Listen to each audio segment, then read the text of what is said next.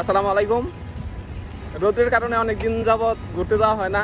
আজকে যাচ্ছি আমরা নাগাসাকি নো হানা সমুদ্রে গোসল করতে। আমার সাথে আমার বন্ধু যাচ্ছে বাইজিৎ বাইজিৎ পীর।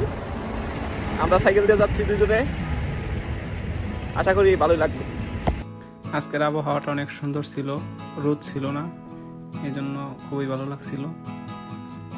আমরা রাস্তা দিয়ে যাচ্ছিলাম সাইকেল চালিয়ে।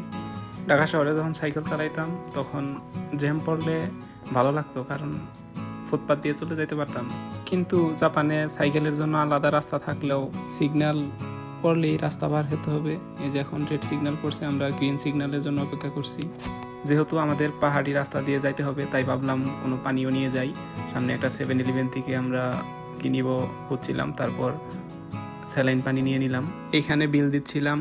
তো জাপানে একটা সমস্যা হচ্ছে, 1000 টাকার নিচে কোনো নোট নেই, সবগুলা পয়সা। 1000 টাকার নিচে হলেই সবগুলা পয়সাতে ফেরত দেয়, টাকাগুলা ফেরত দিল। তারপরে আমরা যাচ্ছিলাম আমাদের গন্তব্যের দিকে। শহর থেকে একটু দূরে পাহাড়ের পাশে বাড়িগুলো অনেক সুন্দর ছিল দেখতে, খুবই সুন্দর ডিজাইন করে বাড়িগুলো করছে। বাড়িগুলো দেখতে দেখতে আমরা একদম শেষ সীমানায় এসে পড়েছি। এখন পাহাড়ের রাস্তা শুরু। তো এই এদিকে পাহাড়ের রাস্তা এবং এই দিক দিয়ে সমুদ্র। পাহাড়ের রাস্তাগুলো দেখতে সুন্দর হলেও এইগুলাতে সাইকেল চালানোটা অনেক কঠিন। এই যে একটা নতুন রাস্তার অভিজ্ঞতা হলো। এখানে পাথরের রাস্তা, এটা পাথর ফালানো। পাথরের কারণে অনেক জাকিও ছিল এবং অনেকটা ভাঙা ছিল, এবং রাস্তা থেকে খুব সুন্দর সমুদ্রের ভিউ দেখা যাচ্ছিল। সমুদ্রটা একদম থেমে আছে। তারপর যাচ্ছিলাম, সামনে আরও একটা ভয়ঙ্কর রাস্তা পেলাম।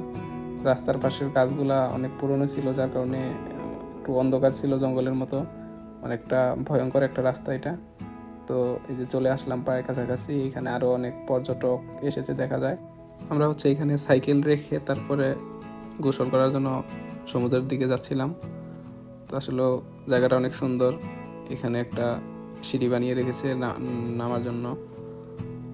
আমি প্রথমবার আসলাম, খুবই ভালো লাগতেছিল জায়গাটা দেখে। সমুদ্রের পাড়, তাই প্রচুর বাতাস ছিল। এবং দ্বীপের দিকে গেলাম, দ্বীপের দিকে গিয়ে একটু সমুদ্রটা ভিডিও করতেছিলাম। ঢেউয়ের কারণে অনেক শব্দ হচ্ছিল পানির থেকে। তারপরে দেখলাম এখানে মাছ ধরতেছে উনি। এরকম জায়গায় এসে যারা মাছ ধরে এরা অনেক শৌখিন হয় এবং এদের মন মানসিকতা অনেক ভালো হয়। তো ওনার সাথে কথা হলো, পরিচয় হলো, ছবি তুললাম। এত সুন্দর একটা জায়গাতেও কোনো দোকানপাট নেই, কোনো মানুষের তেমন ভিড় নেই। এদিকে বাইজিৎ খুঁজতেছিল কোন জায়গায় গোসল করা যায়।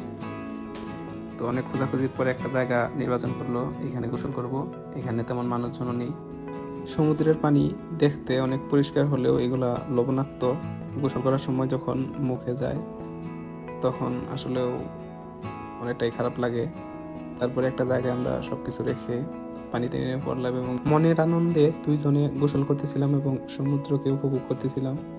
খুব ভালো সময় কাটলো। দূর দিয়ে লঞ্চে যাচ্ছিল, এভাবেই অনেকটা সময় কেটে গেল। এখন আমরা চলে যাব। সবাইকে ধন্যবাদ।